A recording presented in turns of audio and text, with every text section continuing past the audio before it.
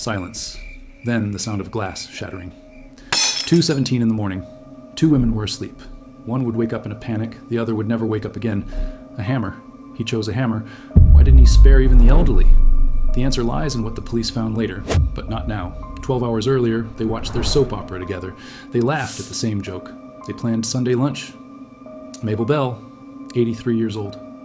Florence Lang, 81. Sisters? Friends? Everything to each other. You're going to get to know them. And you will understand why Monrovia, California was never the same again.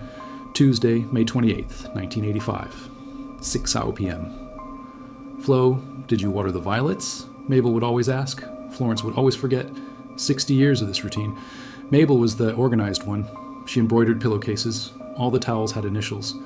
MB in perfect cursive. Florence? She loved neighborhood gossip. Did you hear about Mrs. Patterson, her grandson? Mabel would pretend she didn't care, but she heard everything. 10 p.m. Bedtime.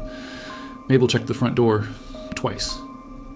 You can never be too careful, she'd say. But she forgot the bathroom window. That one open window would cost them everything. Wednesday, 2:17 a.m. He didn't break in. He didn't have to. Bathroom window, 6 inches open. Enough. Richard Ramirez was 25 years old, 6'1", lean, agile. He had already killed 8 people, but Mabel and Florence didn't know. All of California didn't know yet. The Night Stalker was still anonymous. He entered through the window at 2:17 a.m. He left through the door at 2:34 a.m., 17 minutes. That's all it took to destroy 2 lives. Why that house? Monday, May 27th, 2 p.m. Ramirez drove through Monrovia. He wasn't looking for anything specific. He was looking for opportunity. He saw the house. Single story, no dog, no fence. Large tree in front, perfect shadow. 2 elderly ladies in the garden. Easy targets, he thought. Tuesday, 11 p.m. He drove by again. Lights out early. Checked the bathroom window. Open. He came back on Wednesday. Not to steal, to kill. So why did Florence survive then? 6:30 a.m. Florence wakes up. Dizzy, confused, blood on her forehead. She tries to get up. She falls. She screams for Mabel. Silence. She crawls to her sister's bedroom. The scene she sees, she will never forget. Mabel on the floor, motionless, the hammer right beside her. Florence can't reach the phone. She screams through the window. 7:15 a.m. A neighbor hears her, calls 911, ambulance, police, chaos.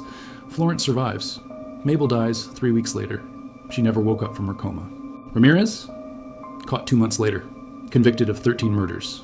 Mabel and Florence were on the list, September 2013. Ramirez dies in prison. Cancer. Florence died in 1999. 95 years old. She carried the scars until the very end.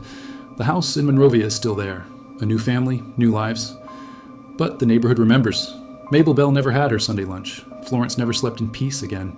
But their story saved lives. Thousands of seniors installed alarms after that. Windows were locked. Communities came together. Mabel and Florence weren't just victims. They were sisters who loved violets and soap operas, who laughed together for 60 years, who deserved more time. If this story impacted you, leave a like to honor Mabel and Florence. Subscribe so that no story is ever forgotten. Share this, it might save someone. See you in the next case. But we will never forget the sisters from Monrovia.